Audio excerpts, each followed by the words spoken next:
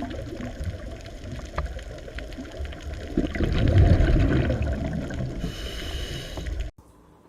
ગયા વખતે આપણે આદિકોષ કેન્દ્રી કોષની રચના ભણી ગયા.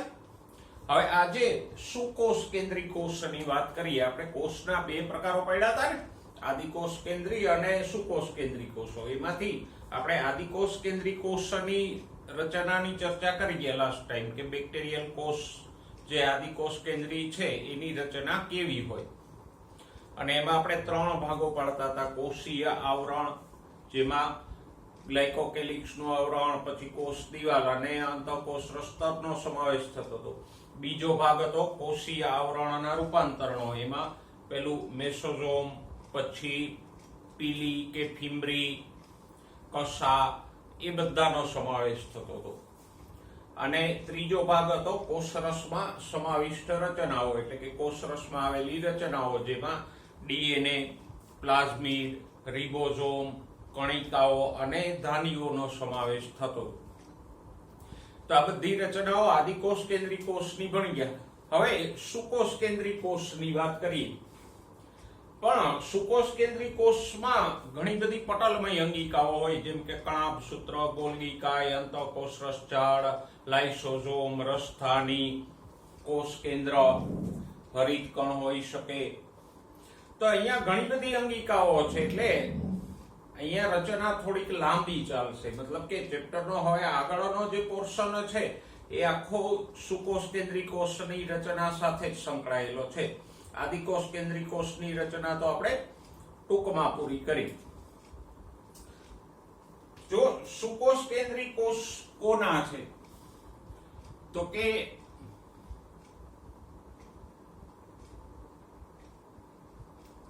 લીલ, એટલે કે નીલહરિત લીલ સિવાયની બાકીની બધી લીલ, ક્લોરોફાઇસી, ફિયોફાઇસી, રોડોફાઇસી, એવી બધી લીલ.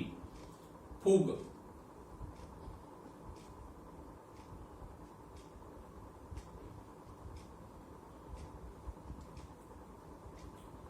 પ્રોટિસ્ટા, એટલે કે પેલા એકકોષીય સજીવો, અમીબા, પેરામીશિયમ વગેરે.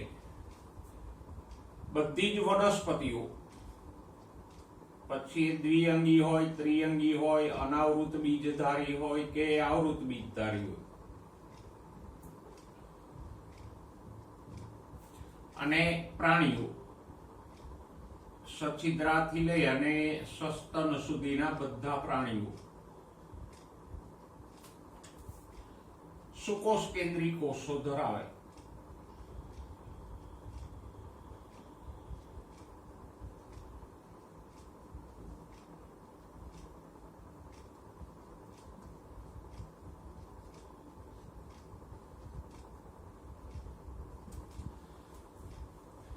એટલે આપણે સરવાળે કહી શકીએ કે આદિકોષ કેન્દ્રી સજીવો તો ઓછા છે. નીલહરિત લીલ, બેક્ટેરિયા અને માઇકોપ્લાઝ્મા, પીપીએલઓ, એ જ આદિકોષ કેન્દ્રી છે.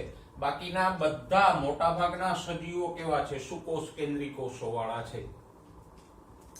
એટલે નીલહરિત લીલ સિવાયની બધી લીલ, ફૂગ, પ્રોટિસ્ટાઓ એટલે અમીબા, પેરામીશિયમ વગેરે, વનસ્પતિઓ અને પ્રાણીઓ બધા સુકોષ કેન્દ્રી કોષો ધરાવે. સુકોષ કેન્દ્રી કોષોની વિશેષતાઓ આપણે જાણીએ છીએ કે સુકોષ કેન્દ્રી કોષ કોને કહેવાય. છતાંય ફરી એકવાર જોઈ લઈએ. આપણે તફાવત સ્વરૂપે તો જોઈ ગયા. તો કે એમાં કોષ કેન્દ્રની ફરતે કોષ કેન્દ્ર પટલ હોય.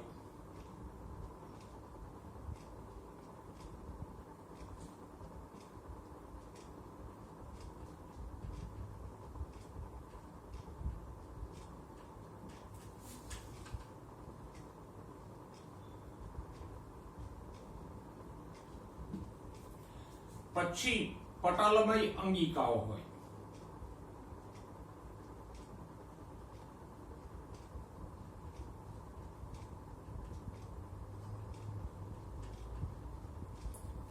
કઈ કઈ હોય પટલમય અંગિકાઓ? તો કે કણાભસૂત્ર,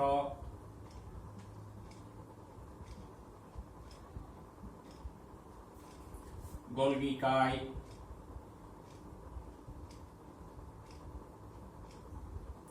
પછી અંતઃકોષ રસજાળ એટલે ઈઆર, લાઇસોઝોમ,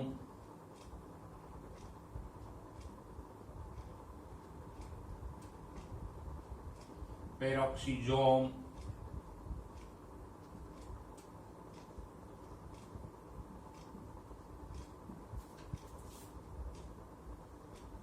વનસ્પતિ કોષો હોય તો હરિતકણ, એ પણ પટલમય છે.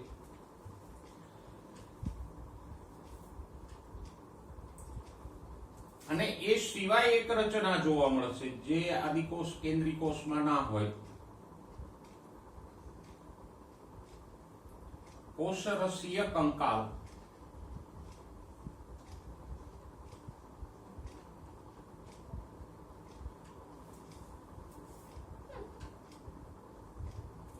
આ નલિકાઓનું બનેલું જાળવું છે.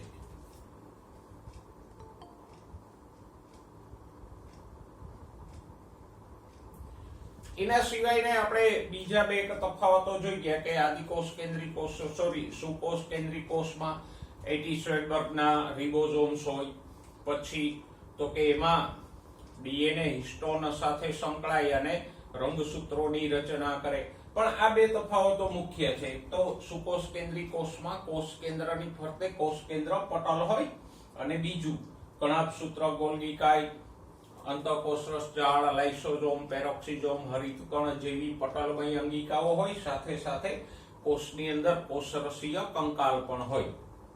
તો આપણે સુકોષ કેન્દ્રી કોષની વાત કરી. હવે સુકોષ કેન્દ્રી કોષોમાં પણ વનસ્પતિ કોષ અને પ્રાણી કોષમાં થોડોક તફાવત જોવા મળે. જો તમારા પુસ્તકની આકૃતિ ઉપર નજર કરો તો સુકોષ કેન્દ્રી કોષમાં વનસ્પતિ કોષ અને પ્રાણી કોષ વચ્ચે કયા કયા તફાવતો જોવા મળે છે? તો આકૃતિમાં આપણે જોઈ શકીએ છીએ કે વનસ્પતિ કોષમાં સૌથી પહેલું તો કોષ દિવાલ હોય જે પ્રાણી કોષમાં નથી હોતી. બીજું તો કે વનસ્પતિ કોષમાં વચ્ચે એક મધ્યસ્થ મોટી રસધાની છે, પીળાશ પડતા રંગે દર્શાવેલી. પ્રાણી કોષમાં આવી રસધાનીઓ ન હોય અને હોય તો નાનકડી હોય. પછી તો કે વનસ્પતિ કોષમાં તારા કેન્દ્ર જોવા મળશે, પ્રાણી કોષમાં તારા કેન્દ્ર જોવા મળશે, વનસ્પતિ કોષમાં તારા કેન્દ્ર જોવા મળતું નથી. અને વનસ્પતિ કોષમાં હરિતકણો હોઈ શકે, ભલે બધા કોષોમાં ના હોય પણ પર્ણ વગેરેના કોષોમાં હરિતકણો હોય. પ્રાણી કોષમાં હરિતકણો હોતા નથી. તો આમ વનસ્પતિ કોષ અને પ્રાણી કોષ વચ્ચેના આ તફાવતો આપણે જે આકૃતિની મદદથી જોયા એને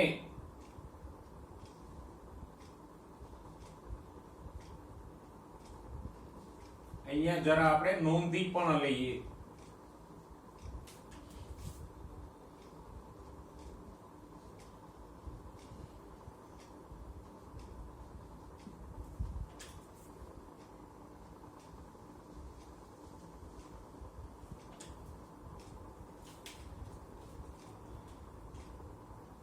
તો જો નંબર 1 આપણો જાણીતો તફાવત છે, વનસ્પતિ કોષની ફરતે કોષ દિવાલ હોય.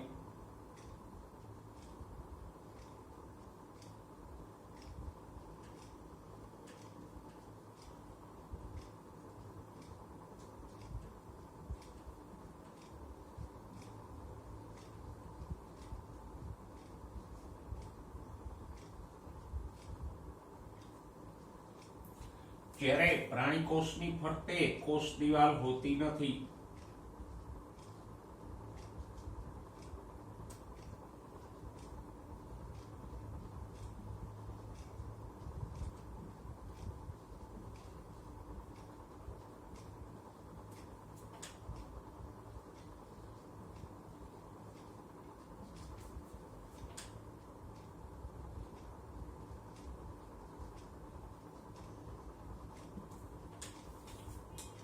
નેક્સ્ટ બીજો તફાવત શું છે? તો કે વનસ્પતિ કોષમાં એક મધ્યસ્થ મોટી રસધાની હોય, વચ્ચોવચ્ચ એક દ્રાવણ ભરેલો વિસ્તાર હોય, એને કહેવાય રસધાની. એટલા વિસ્તારમાં બીજી કોઈ અંગિકા ન જોવા મળે.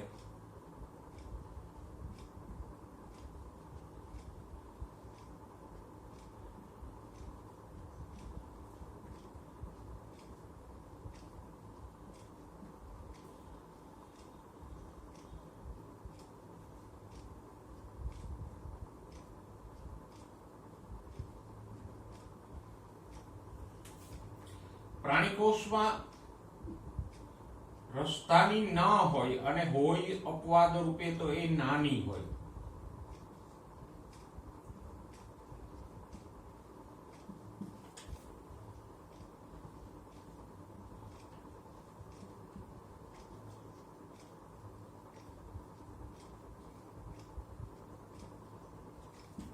એટલે આપણે લખશું કે હોતી નથી. નેક્સ્ટ એના પછીનો તફાવત આપણે જોયો કે વનસ્પતિ કોષમાં તારા કેન્દ્ર નામની અંગિકા હોતી નથી.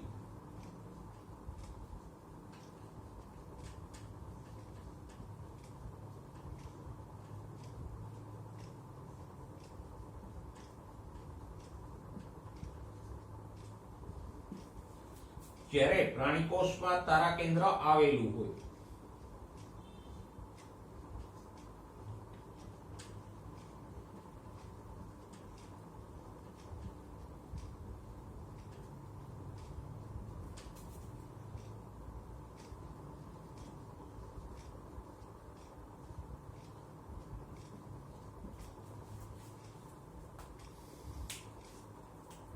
ઘણા વનસ્પતિ કોષોમાં હરિત કણ હોઈ શકે.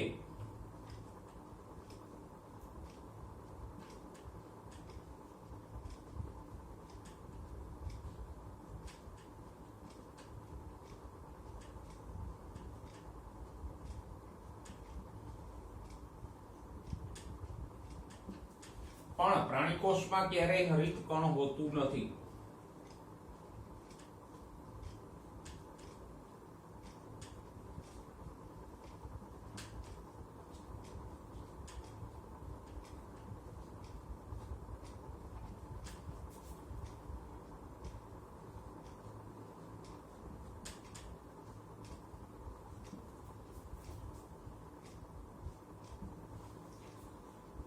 તો આ વનસ્પતિ કોષ અને પ્રાણી કોષ વચ્ચેના મુખ્ય તફાવતો છે.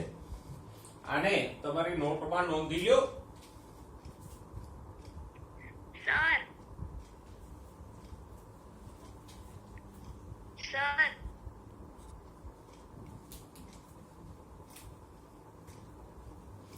હવે વાત કરીએ સુકોષ કેન્દ્રી કોષની એક એક અંગિકાઓની.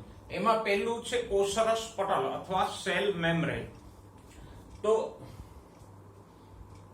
લગભગ 1950 ના દાયકામાં ઇલેક્ટ્રોન માઇક્રોસ્કોપની શોધ થઈ પછી કોષરસ પટલનો વિસ્તૃત અભ્યાસ શક્ય બન્યો. કારણ કે ઇલેક્ટ્રોન માઇક્રોસ્કોપ છે એ બહુ મોંઘું અને મોટું યંત્ર છે જેના દ્વારા વસ્તુને લગભગ 5 લાખ ગણી મોટી જોઈ શકાય.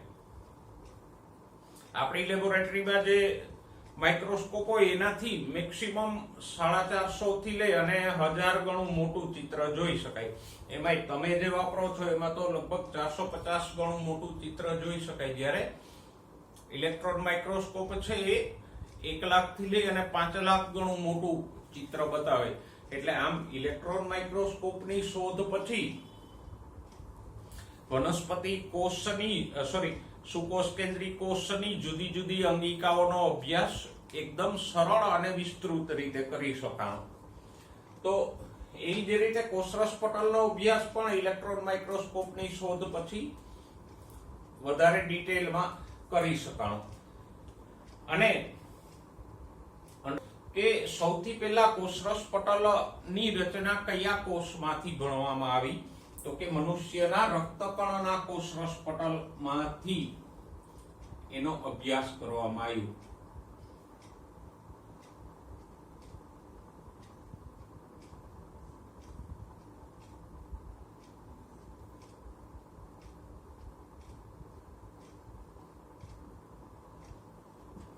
રક્તકણનું કોષરસ પટલ છે એનો સૌથી પહેલા અભ્યાસ કરવામાં આવ્યો અને એમાંથી જે માહિતી મળી એ કઈ હતી?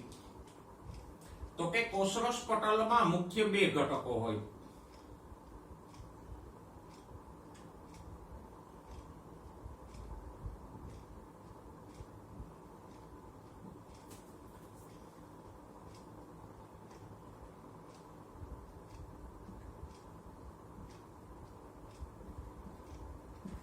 કયા છે તો કે એક હોય લિપિડ,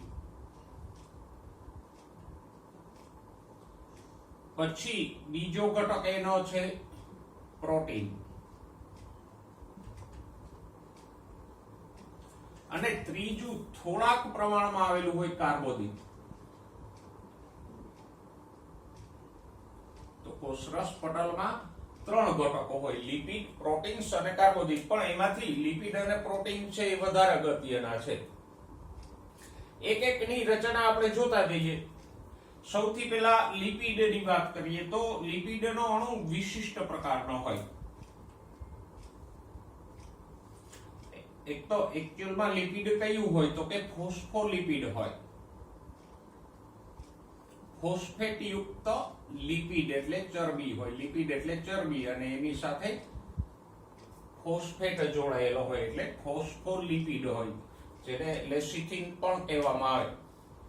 તો આ લિપિડના અણુની રચના કેવી હોય તો કે એમાં એક આવું શીર્ષ હોય અને નીચે આમ પૂંછડી હોય.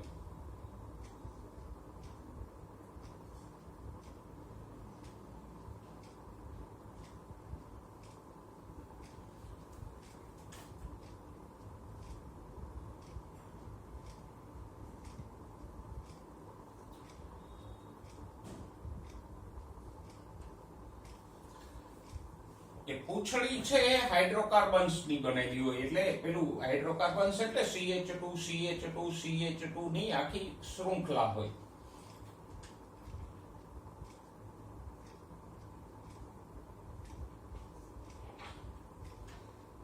હવે શીર્ષના ગુણધર્મો કેવા છે તો કે શીર્ષ ધ્રુવીય અને જલ અનુરાગી છે.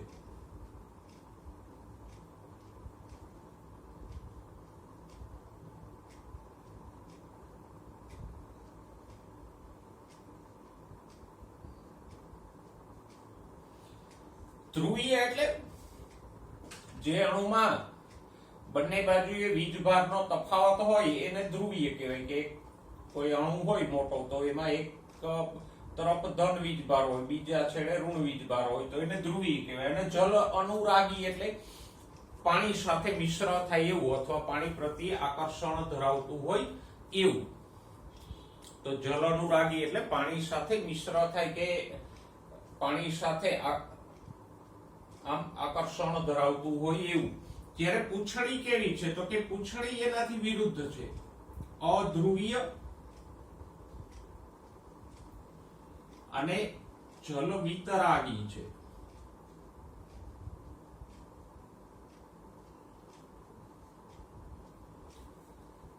જો બેના ગુણધર્મો વિરુદ્ધ છે, શીર્ષ ધ્રુવીય છે, પૂંછડી અધ્રુવીય છે, શીર્ષ જલ અનુરાગી છે, પૂંછડી જલ વિતરાગી છે. ઓકે, અચ્છા, જલ વિતરાગી એટલે શું તો કે જે પાણી સાથે મિશ્ર ન થાય કે પાણી પ્રત્યે અપાકર્ષણ ધરાવતું હોય એવું. આપણે સરળ રીતે કહી શકીએ તેલ છે એ જલ વિતરાગી છે. જુઓ, એ પાણીમાં મિશ્ર નથી થતું કે એને પાણી સાથે આમ આનંદ નથી આવતો. તો આ લિપિડના અણુની રચના છે. ઓકે, અહીંયા શીર્ષ છે એ ફોસ્ફોગ્લિસરાઇડનું બનેલું હોય, જ્યારે પૂંછડી ફેટી એસિડના હાઇડ્રોકાર્બનની હોય. આ એક વાત. પછી બીજા ઘટકની વાત કરીએ કે કોષરસ પટલમાં પ્રોટીન્સ આવેલા હોય. એ તો પછીથી ખબર પડી, પહેલા તો એટલી જ ખબર પડી હતી કે લિપિડ હોય. પછી આગળ જતા પૃથ્થકરણથી ખબર પડી કે પ્રોટીન પણ હોય. અને પ્રોટીન અને લિપિડનું પ્રમાણ અલગ અલગ હોય. તમારા લિખામાં નોંધ કરો, રક્તકણના કોષરસ પટલમાં પ્રોટીન 52% હોય ને લિપિડ 48% હોય છે. તો અહીંયા પ્રોટીન વધુ છે, લિપિડ ઓછું છે. કોઈ કોષમાં બીજા કોષોમાં એ પ્રમાણ બદલાતું પણ રહે, પણ પ્રમાણ સાથે આપણને ખાસ આગળ મતલબ નથી. વસ્તુ એ છે કે કોષરસ પટલમાં મુખ્ય 2 ઘટકો હોય, લિપિડ અને પ્રોટીન. પ્રોટીન 2 રીતે હોય. એક તો પરિઘીય પ્રોટીન એટલે કે એ સપાટી ઉપર ચોંટેલા હોય અને એને સહેલાઈથી અલગ કરી શકાય. અને બીજા છે અંતર્ગત પ્રોટીન કે જે આ લિપિડના પટલમાં ખૂંપેલા હોય એને અલગ ન કરી શકાય. જોઈએ આપણે આકૃતિ દોરીને કે આ પ્રોટીન અને લિપિડની ગોઠવણી કેવી હોય.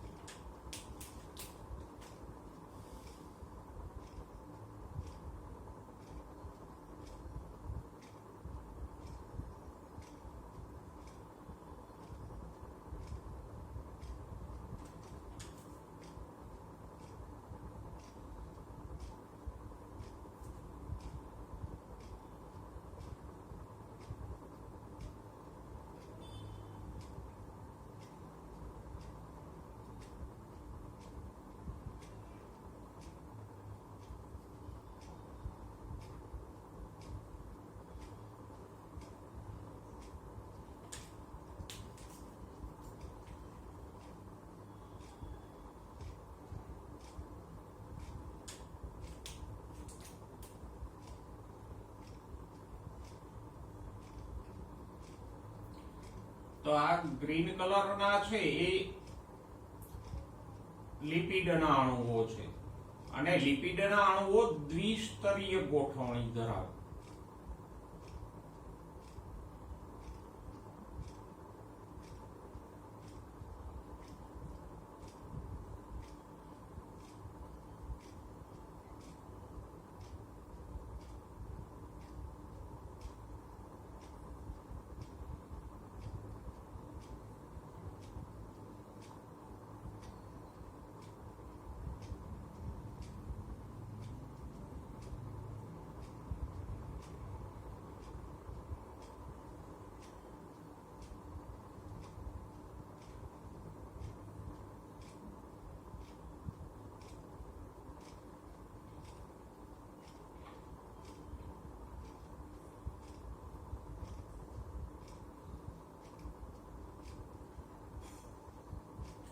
આકૃતિ થોડીક જટિલ છે પણ એની ઉપરથી આપણને માહિતી ઘણી બધી મળે છે. તો જો અહીંયા લિપિડના અણુઓની ગોઠવણી દ્વિસ્તરીય છે. આ એક સ્તર છે, આ બીજું સ્તર છે. અને બીજી વિશેષતા આપણે એ જોઈ શકીએ કે લિપિડના અણુઓની ગોઠવણી કેવી છે તો કે શીર્ષક બંને બાજુએ 12 છે.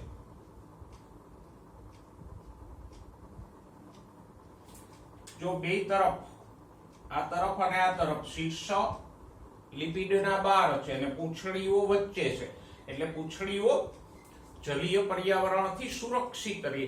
સુરક્ષિત રહે એવું તો ન કહેવાય પણ આ જલ વિતરાગી પૂંછડીઓ છે એ વચ્ચે હોય તો જલ અનુરાગી અણુઓ આમાંથી પસાર થઈ શકે. તો આમ ગોઠવણી કેવી છે લિપિડની તો કે દ્વિસ્તરીય છે. પૂંછડીઓ વચ્ચેની તરફ અને શીર્ષ સપાટી તરફ આવેલા છે.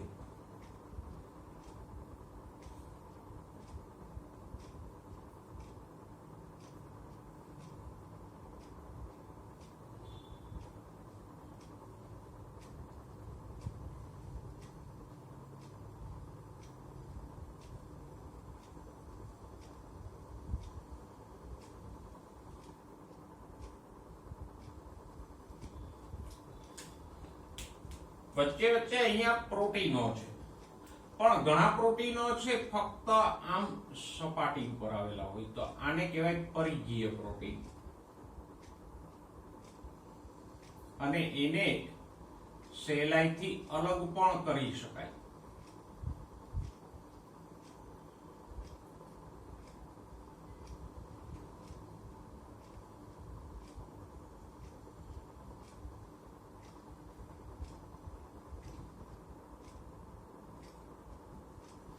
પછી આમ કાર્બોદિતના અણુઓ પણ હોય પોલિસેકેરાઇડના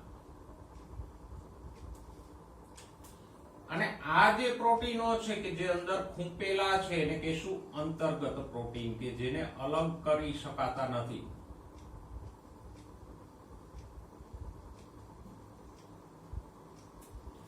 તો આમ લિપિડના પટલમાં આવા પ્રોટીનના અણુઓ આવેલા હોય અને કોષરસ પટલની રચના આ રીતે હોય. તો કોષરસ પટલની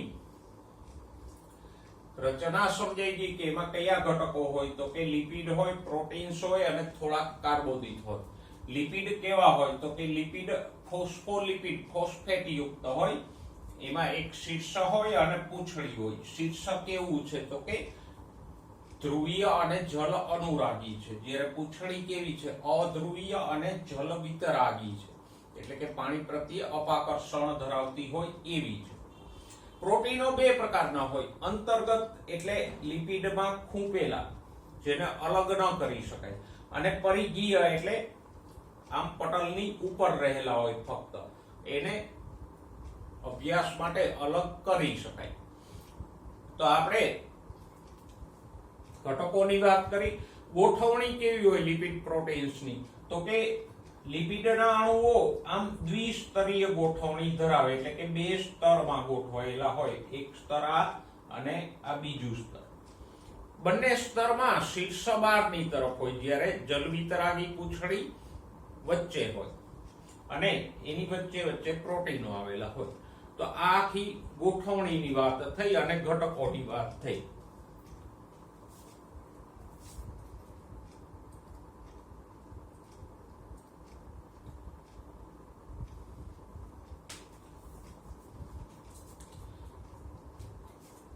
હવે આવો અભ્યાસ તો ઘણો બધો થયો કે રાસાયણિક રીતે કે ભાઈ કોષરસ પટલમાં લિપિડ હોય, પ્રોટીન્સ હોય, એવું તો ઘણા બધાએ સમજાયું.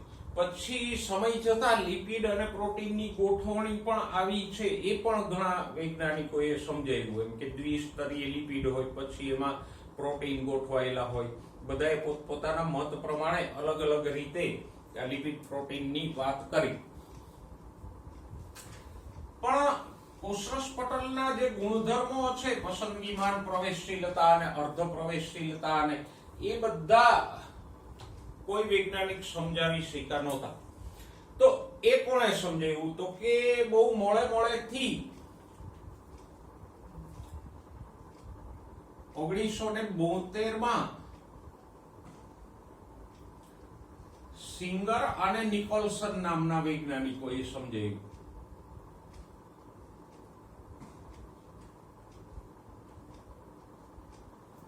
કે આ લિપિડ પ્રોટીનની એક્ઝેક્ટ ગોઠવણી કેવી હોય અને કોષરસ પટલના ગુણધર્મો કેવા હોય.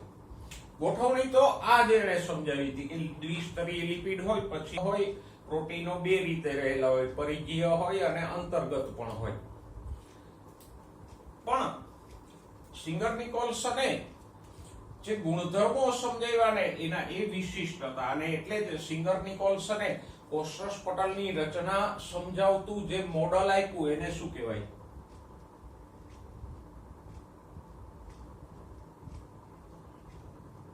Fluid mosaic model. જેમ પેલા વોટસન અને ક્રિકે ડીએનએ નું અણુ મોડલ આપ્યું એને આપણે ડબલ હેલિક્સ બેવડું કુંતલમય મોડલ કહીએ, એમ સિંગર નિકોલસને જે કોષરસ પટલની રચના સમજાવતું મોડલ આપ્યું એને આપણે શું નામ આપ્યું? Fluid mosaic model. જો આ બે શબ્દો સમજી લ્યો, ફ્લુઇડ અને મોઝેક, તો કોષરસ પટલના ગુણધર્મો વિશે તમને ઘણું બધું સમજાય છે. તો સમજીએ, ફ્લુઇડ એટલે શું?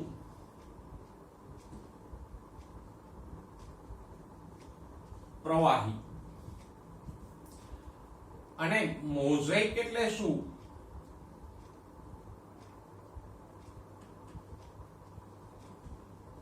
તો કે છૂટું છવાયું. તો આનાથી શું સમજાય? તો કે આનાથી એ સમજાય, પેલા ફ્લુઇડ ની વાત કરીએ તો સિંગર નિકોલસને એવું કીધું કે આ જે અણુઓ છે, આખું માળખું છે, એ કેવું છે? અર્ધ પ્રવાહી જેવું છે. આ જળ નથી. આમાં આમ વચ્ચે કોઈ અણુ આવે તો આ અણુઓ ખસી પણ જાય, અહીંયા નવા અણુઓ ઉમેરાય પણ જાય, અહીંથી કોઈ ટુકડો નીકળી જાય તો આજુબાજુના ટુકડાઓ ત્યાં જોડાઈ પણ જાય. સમજાય છે? એટલે આખું માળખું છે અણુઓનું એ કેવું છે? અર્ધ પ્રવાહી જેવું છે, સમથિંગ કંઈક જેલી જેવું કે એનાથી પાતળું. આમ બેસ્ટ ઉદાહરણ લ્યો તો આને સમજવા માટે એક સરસ મજાનું ઉદાહરણ આપણે લઈએ, મોઢામાં પાણી આવે એવું.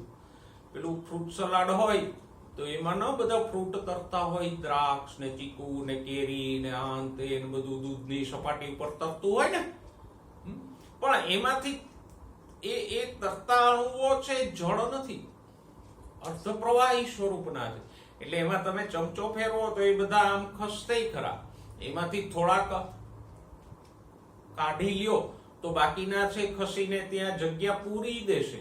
એમાં થોડાક ઉમેરો તો બીજા હટી જશે, નવી જગ્યા કરી આપશે. સમજાય છે? તો એમ કેમ ફ્રૂટ સલાડ ઉપર સરસ મજાના આવા ફ્રૂટના કટકા તરતા હોય, આમ તેમ ખસી શકે એવા હોય ને, આખું એવું જ છે કે આમાં કોઈ નવા અણુઓ, માનો કે અહીંયા ફોસ્ફોલિપિડના થોડાક અણુઓ ઉમેરાય છે તો આ અણુઓ આમ એને જગ્યાએ આપશે. અહીંથી થોડોક કટકો નીકળી જાય છે તો આજુબાજુના અણુઓ ત્યાં ખસીને જગ્યા પૂરી દેશે. તો આ સિંગર નિકોલ્સને જ સમજાયું કે આખી રચના કેવી છે, લિપિડ પ્રોટીનની ગોઠવણી કેવી છે, ફ્લુઇડિક એટલે કે અર્ધ તરલ. અને મોઝેક એટલે છૂટું છવાયું. શું છૂટું છવાયું? પ્રોટીન. એટલે ફરક એ છે, ઘણા વૈજ્ઞાનિકો એવું સમજાવતા હતા કે આ દ્વિસ્તરી લિપિડ હોય અને એની ફરતી બાજુએ આમ પ્રોટીન ગોઠવાયેલા હોય બે બાજુ. પણ સિંગર નિકોલ્સને એવું કીધું કે ના, એવું નથી હોતું. આમાં છૂટા છવાયા પ્રોટીનો ગોઠવાયેલા હોય મોઝેક પેટર્નથી, એટલે કે છૂટા છવાયા પ્રોટીન હોય. તો સમજાઈ ગયા બે શબ્દો? ફ્લુઇડ એટલે તો કે જે લિપિડના અણુઓની ગોઠવણી છે એ કેવી હોય? અર્ધ તરલ જેવી હોય. એટલે કોષરસ પટલ છે એ વળી પણ શકે, વધી પણ શકે, એમાંથી કોઈ ટુકડો ઘટી પણ શકે, અણુઓ ઉમેરાઈ શકે, નીકળી પણ શકે. અહીંથી કોઈ અણુ આમ પસાર થવા માંગતો હોય તો એ પણ જઈ શકે, આ અણુઓ ખસીને એને જગ્યા આપશે. તો આ ફ્લુઇડ મોઝેકને કારણે, આ ફ્લુઇડ એટલે કે તરલ રચનાને કારણે આમ અણુઓ એમાંથી પસાર થઈ શકે. પછી ઘણીવાર આવું પણ થાય. જો આ એક કોષરસ સ્તર છે અહીંયા, તો અમીબા જેવા કોષો છે તો એ શું કરે?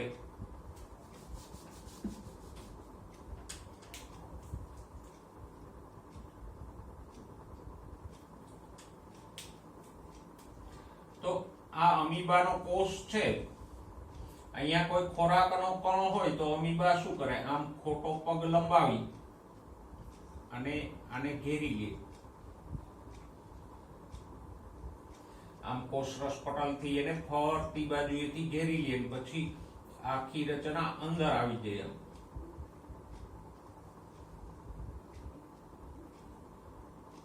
આ રીતે. એવી જ રીતે કોષમાં કોઈ નકામા દ્રવ્યો હોય તો એ પણ આમ નિકાલ પામી જાય.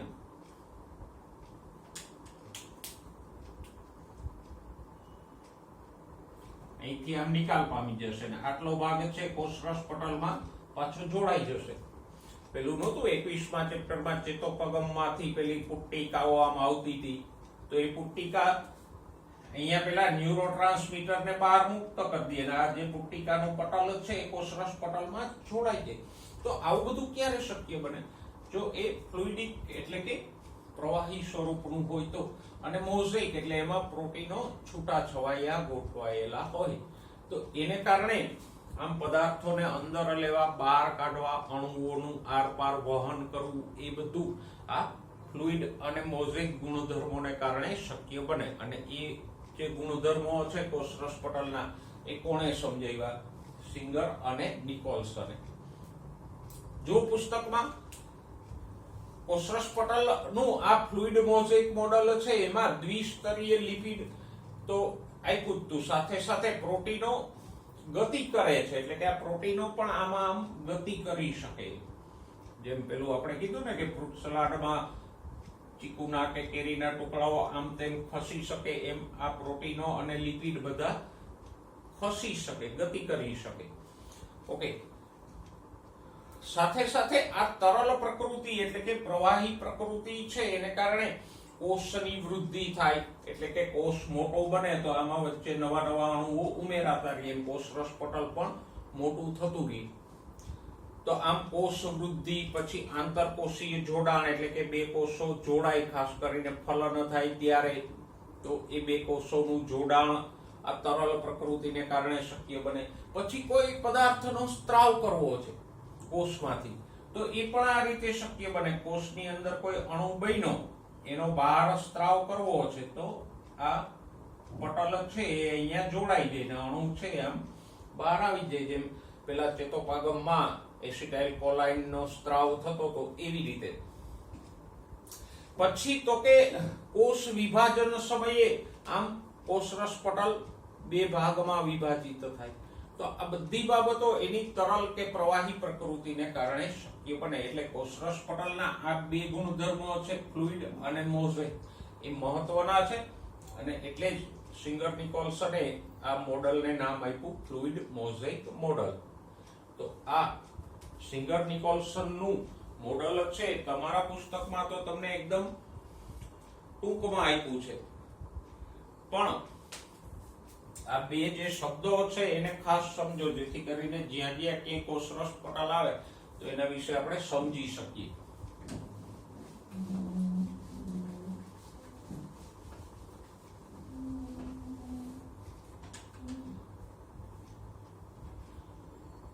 ઓકે, હવે કોષરસ પટલના કાર્યો જોઈએ.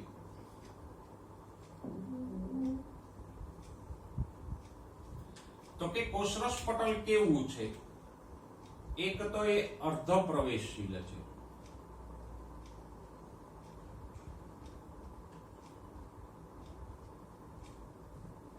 અને બીજો ગુણ એનો છે પસંદગીમાન પ્રવેશશીલ.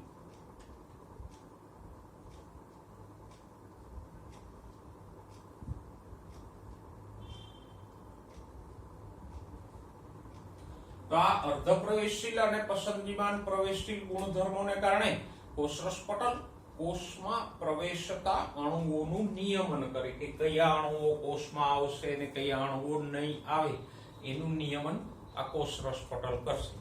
સાથે સાથે બીજી એક બાબત પણ કોષરસ પટલની વિશિષ્ટ છે. કોષરસ જે સામાન્ય કે વર્ણવેલી નથી હોતી, પણ કોષરસ પટલ છે આ અણુઓનું વહન કે નિયમન તો કરે, સાથે સાથે કોષને આજુબાજુના પર્યાવરણથી અલિપ્ત રાખે, એટલે કે એને પર્યાવરણમાં મિક્સ ન થવા દે, મિશ્ર ન થવા દે. જો આપણે કોઈ ખાંડનો દાણો છે એ પાણીમાં નાખીએ તો શું થશે? એ પાણીમાં મિશ્ર થઈ જશે, ઓગળી જશે. પણ કોષ એમ નહીં ઓગળી જાય, કોષની અંદર પાણી પ્રવેશશે નહીં. કોઈ માટીનો મોટો ટુકડો છે એને આપણે પાણીમાં નાખશું તો પાણી એની અંદર આરામથી પ્રવેશી જશે. પણ કોષમાં એવું નહીં થાય. કોષમાં પાણી જરૂરિયાત અનુસાર જ પ્રવેશશે, વધારાનું પાણી નહીં પ્રવેશી શકે. તો આમ કોષ છે એ આજુબાજુના પર્યાવરણમાં ઓગળી નથી જતો. પાણીમાં નાખો તો એ પાણીમાં ઓગળી નથી જતો, તડકે મૂકો એટલે કે હવામાં રાખો તો એ સુકાઈ નથી જતો. તો આમ આજુબાજુના પર્યાવરણમાં મિશ્ર નથી થઈ જતો, એ પોતાનું બંધારણ બદલાવા નથી દેતો. એનું કારણ શું છે? આ કોષરસ પટલ. તો કોષરસ પટલ છે એક તો કોષમાં પ્રવેશતા અણુઓનું નિયમન કરે, અને બીજું એ કોષને પર્યાવરણથી અલિપ્ત રાખે, એટલે કે પર્યાવરણમાં મિશ્ર થઈ જતો અટકાવે. આ પણ એક કોષનો મહત્વનો ગુણધર્મ છે. ઓકે, કોષરસ પટલના કાર્યોમાં અત્યારે આપણે ખાલી આ જે અણુઓનું વહન છે એની ચર્ચા કરશું, અને એ ચર્ચા પણ આપણે 11મા ચેપ્ટરમાં સવિસ્તાર કરી ગયા કે કોષરસ પટલ અણુઓનું વહન બે રીતે કરે. નંબર 1 નિષ્ક્રિય કે મંદ વહન,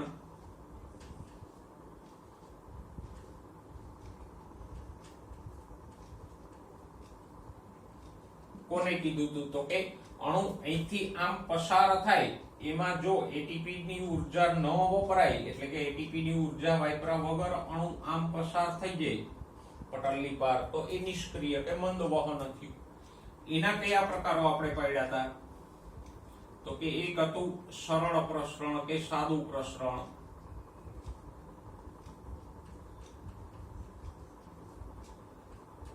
અને બીજું હતું સાનુકૂલિત પ્રસરણ.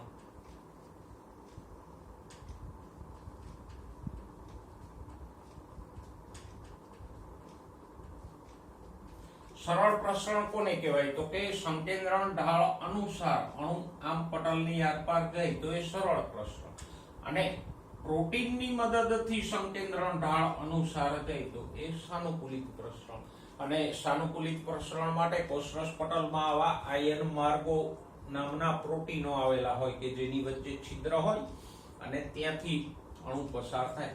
તો આમ પ્રોટીનના માર્ગે અણુ સંકેન્દ્રણ ઢાળ અનુસાર શક્તિ વાપર્યા વગર વહન પામે તો એ સાનુકૂલિત પ્રસરણ, અને અહીંથી આમ પ્રોટીનની મદદ વગર સંકેન્દ્રણ ઢાળ અનુસાર જાય તો સરળ પ્રસરણ. ઓકે, આશ્રુતિ છે એ પણ એક પ્રકારનું પ્રસરણ જ છે. અને બીજો પ્રકાર છે વહનનો સક્રિય વહન.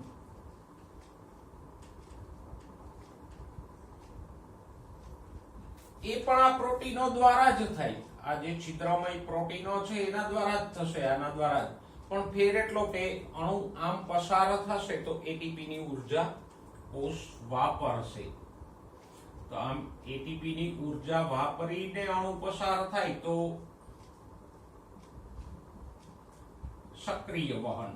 જેમ કે પેલો ચેતાકોષના ચેતાક્ષના પટલમાં હતો સોડિયમ પોટેશિયમ પંપ, તો એ એટીપી ની ઊર્જા વાપરીને સોડિયમ અને પોટેશિયમ નું અંદર બહાર વહન કરે તો એ પ્રોટીન ને પંપ થયું. જ્યારે એટીપી ની ઊર્જા વાપર્યા વગર વહન થાય તો એને કહેશું સાનુકૂલિત પ્રસરણ. તો આ રીતે કોષરસ પટલ અલગ અલગ રીતે અણુઓનું વહન કરે, નિષ્ક્રિય કે મંદ વહન અને સક્રિય વહન. મંદ વહનના બે પ્રકારો છે, સરળ પ્રસરણ અને સાનુકૂલિત પ્રસરણ. આ બધી પ્રસરણની રીતો આપણે 11મા ચેપ્ટરમાં સવિસ્તાર ભણી ગયા, એટલે અત્યારે હું લંબાણથી વાત.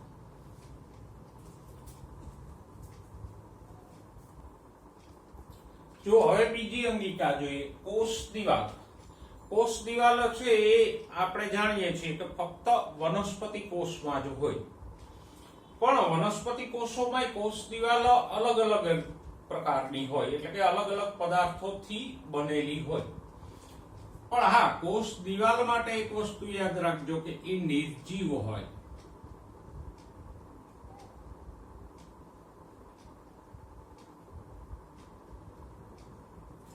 કોષ દિવાલને આપણે જીવંત કે સક્રિય નથી ગણતા, પણ એક નિર્જીવ ભાગ ગણીએ. કારણ તો કે એ કોઈ પ્રક્રિયામાં ભાગ નથી લેતું. જેમ કોષરસ પટલ છે એ અંગિકા કોષમાં પ્રવેશતા અણુઓનું નિયમન કરે, કણાભસૂત્ર શ્વસનની પ્રક્રિયા કરે, એવું કોષ દિવાલ કોઈ પ્રક્રિયામાં ભાગ નથી લેતું. એ તો એક માળખું છે કે જે કોષને આધાર અને રક્ષણ આપે છે. એટલે કોષ દિવાલ કોઈ પ્રક્રિયામાં ભાગ નથી લેતી, માટે આપણે એને કોષનો નિર્જીવ ઘટક કહીશું. જીવંત ઘટક નહીં કહીએ કે સક્રિય ઘટક નહીં કહીએ. હવે અલગ અલગ વનસ્પતિઓની કોષ દિવાલ જુદી જુદી હોય, એને ખાસ યાદ રાખજો.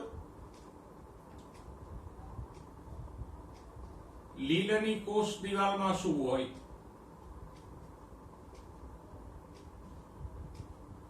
પેલા આપણે એ જોઈ લઈએ, જુદી જુદી વનસ્પતિમાં કોષ દિવાલમાં કયા કયા ઘટકો હોય.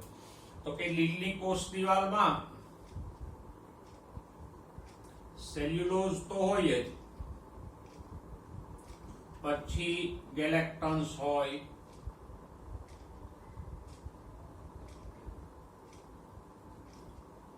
મેનોઝ હોય, એ ઉપરાંત કેલ્શિયમ કાર્બોનેટ પણ આવેલું હોય.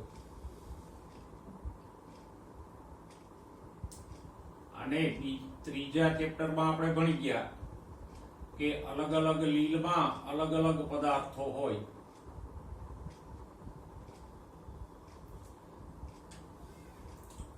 જેમ કે ક્લોરોફાઇસીની કોષ દિવાલ ફરતે પેક્ટિનનું આવરણ હતું, પછી રોડોફાઇસીની કોષ દિવાલની ફરતે પોલીસલ્ફેટનું આવરણ હતું. એમ આવા વધારાના પદાર્થો પણ હોય, પણ સામાન્ય લીલની કોષ દિવાલમાં સેલ્યુલોઝ, ગેલેક્ટન્સ, મેનોઝ અને કેલ્શિયમ કાર્બોનેટ હોય. બીજી વનસ્પતિઓ છે એની કોષ દિવાલમાં શું હોય?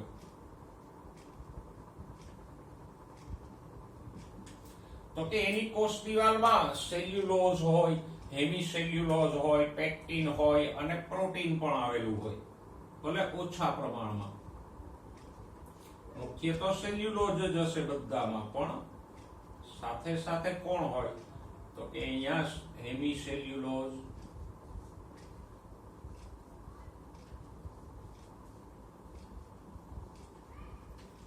પેક્ટિન કે પેક્ટોઝ પણ કહેવાય એને, અને પ્રોટીન પણ હોઈ શકે.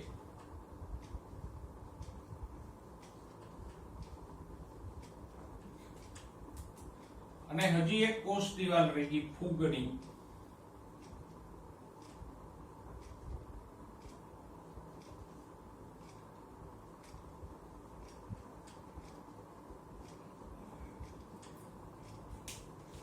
તો એમાં આપણે જાણીએ છીએ શું હોય, તો કે કાઇટિન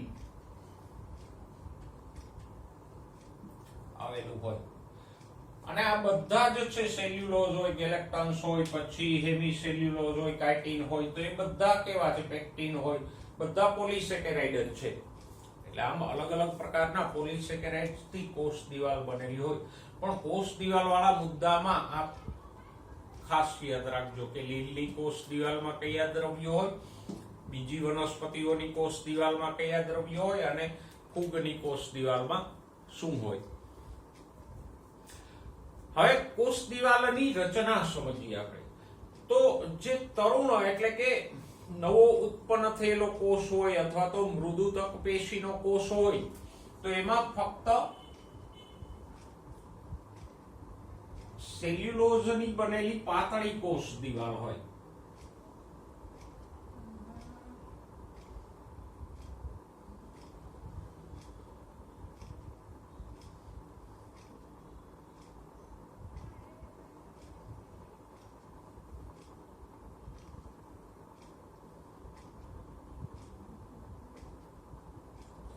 તો કોઈ પણ નવો ઉત્પન્ન થયેલો કોષ હોય અથવા તો મૃદુતક પેશીના કોષો છે વનસ્પતિમાં, એમાં કોષ દિવાલ કેવી હોય? તો કે ફક્ત સેલ્યુલોઝની બનેલી અને એકદમ પાતળી કોષ દિવાલ હોય. એટલે મૃદુતક પેશીના કોષો નરમ હોય. અને આ પાતળી કોષ દિવાલ આને કહેવાય પ્રાથમિક કોષ દિવાલ.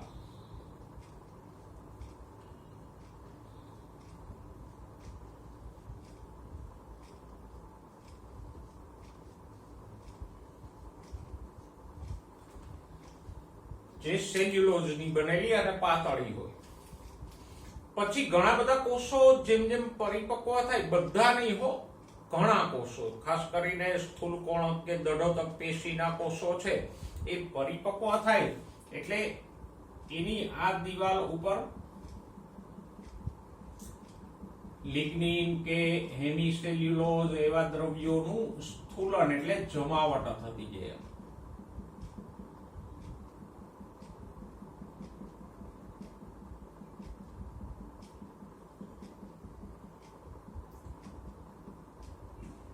તો આ જે પાછળથી આવું સ્થૂલન થઈને જે દિવાલ બની એને કહેશું દ્વિતીય કોષ દિવાલ. તો શરૂઆતમાં તો કોઈ પણ કોષ હોય ઉત્પન્ન થાય ત્યારે એને પ્રાથમિક સેલ્યુલોઝની કોષ દિવાલ જ હોય, પણ પછી કોષ પરિપક્વ થાય એમ એમ ઘણા કોષોમાં અંદરની તરફ આવી નવી કોષ દિવાલ ઉત્પન્ન થાય.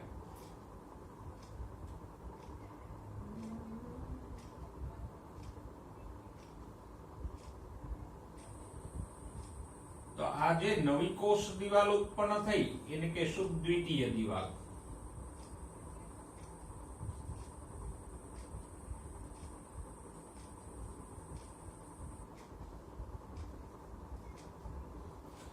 તો ઘણા કોષો ખાસ કરીને દડોતક પેશીના કોષો હોય, જેમ કે જલવાહિની કી, તો એમાં આવી દ્વિતીય કોષ દિવાલ બહુ જાડી હોય, લિગ્નિનની બનેલી. તો આમ આ દ્વિતીય કોષ દિવાલ અને પ્રાથમિક કોષ દિવાલ સમજાઈ ગયા. હવે કોષ દિવાલના કાર્યો તમને આપ્યા છે કે કોષ દિવાલ કરે શું, તો કે એક તો એ થોડી મજબૂત હોય એટલે કોષનો આકાર જાળવી રાખે, અને બધા કોષોનો આકાર જળવાય તો સરવાળે વનસ્પતિના અંગોનો આકાર પણ જળવાય. પછી યાંત્રિક નુકસાનથી બચાવે, એટલે કે દાખલા તરીકે એકદમ પવન આવે કે ધૂળના કણો અથડાય કે બીજું કંઈ પણ અથડાય તો એનાથી પણ એ કોષને બચાવે આવા યાંત્રિક નુકસાનથી. પછી ચેપથી રક્ષણ આપે, ફૂગ કે બેક્ટેરિયાના પ્રવેશને એ અટકાવે, કારણ કે એ મજબૂત છે કોષ દિવાલ. અને કોઈ અનિચ્છનીય મોટા અણુઓને અંદર પ્રવેશતા અટકાવે. તો આમ કોષ દિવાલના કાર્યો કયા છે, તો કે એક તો એ કોષને આકાર આપે, પછી યાંત્રિક મજબૂતી આપે અને નુકસાનથી બચાવે, પછી તો કે ચેપથી રક્ષણ આપે, અને ચોથું કાર્ય શું છે, તો કે એ કોઈ મોટા અનિચ્છનીય અણુ એટલે બિનજરૂરી અણુઓને અંદર પ્રવેશતા અટકાવશે. ઓકે, તો આ આપણે કોષ દિવાલની વાત કરી કે જુદી જુદી વનસ્પતિમાં કોષ દિવાલમાં કયા કયા ઘટકો હોય એ ખાસ યાદ રાખજો. કોષ દિવાલની રચનામાં પ્રાથમિક કોષ દિવાલ અને દ્વિતીય કોષ દિવાલને યાદ રાખજો. પ્રાથમિક કોષ દિવાલ પાતળી હોય, શરૂઆતથી જ હોય કોષમાં, અને સેલ્યુલોઝની બનેલી હોય, જ્યારે દ્વિતીય કોષ દિવાલ જાડી હોય, પછીથી ઉત્પન્ન થાય. કોષ ઉત્પન્ન થઈ જાય પછી મોડેથી ઉત્પન્ન થાય, અને સામાન્ય રીતે લિગ્નિન કે હેમિસેલ્યુલોઝ ના સ્થૂલનથી બને. છેલ્લે એક કોષ દિવાલ સંબંધિત એકની પણ બે રચનાઓ જોઈ લઈએ.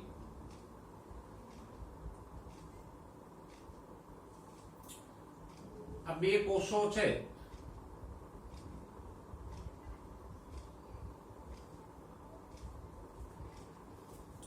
હવે આ દ્વિતીય દિવાલ અને અહીંયા મારે જરૂર નથી એટલે એને હું ભૂસી નાખું. તો આ બે કોષોની કોષ દિવાલ વચ્ચે એક સ્તર હોય કે જે સિમેન્ટની જેમ બે કોષોને જોડી રાખે.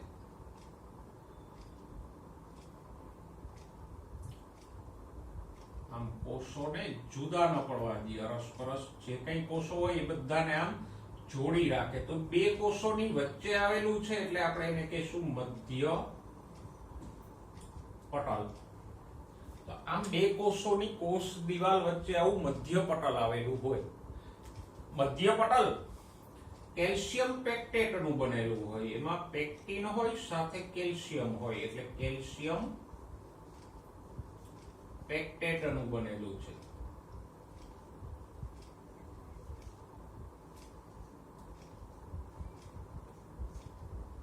અને મધ્ય પટલનું કામ શું છે, તો કે બે કોષોને પરસ્પર જોડી રાખે, સિમેન્ટ દ્રવ્યની જેમ બે કોષોને જોડાયેલા રાખે. તો આમ બે કોષોની કોષ દિવાલ વચ્ચે આવું મધ્ય પટલ આવેલું હોય કેલ્શિયમ પેક્ટેટનું. અને બીજી એક રચના હોય, બે કોષોની વચ્ચે આવા છિદ્રમય ભાગો હોય. આમ બે કોષો હોય તો એની દિવાલમાં છિદ્રો હોય.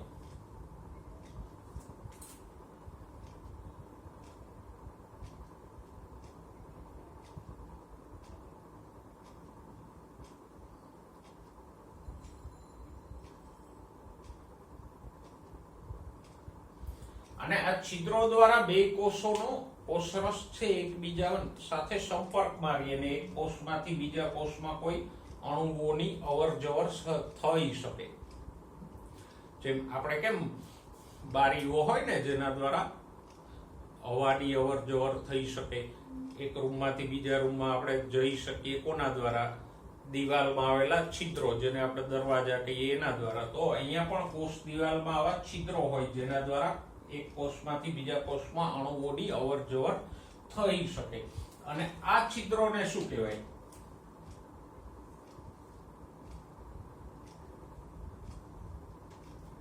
કોષરસીય તંતુ.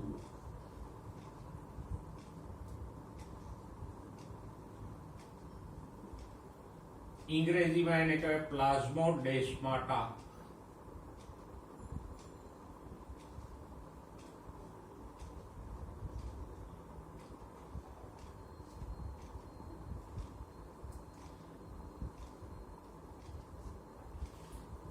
અને આ કોષરસીય તંતુઓ 11મા ચેપ્ટરમાં આપેલા સદ્રવ્ય પથમાં આવી ગયા. તો અને ત્યાં પણ આપણે જોઈ ગયા કે કોઈ અણુ છે એકવાર પટલને પાર કરીને આવે પછી એ કોષરસીય તંતુઓ દ્વારા બીજા કોષમાં, ત્રીજા કોષમાં આગળ જાય અને એને જ આપણે સદ્રવ્ય પથ કહેતા હતા. તો અહીંયા કોષ દિવાલમાં નાના 3-4 મુદ્દાઓ છે. પહેલા તો આ કોષ દિવાલો અલગ અલગ વનસ્પતિની છે એને યાદ રાખો. પછી પ્રાથમિક અને દ્વિતીય કોષ દિવાલને યાદ રાખો. પછી આ મધ્ય પટલ અને કોષરસીય તંતુઓને યાદ રાખો. તો આમ ટુકડે યાદ રાખો તો સરળ પડશે.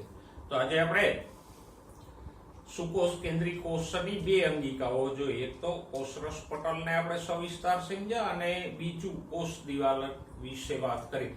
નેક્સ્ટ ટાઈમ નવી અંગિકાઓની વાત કરશું.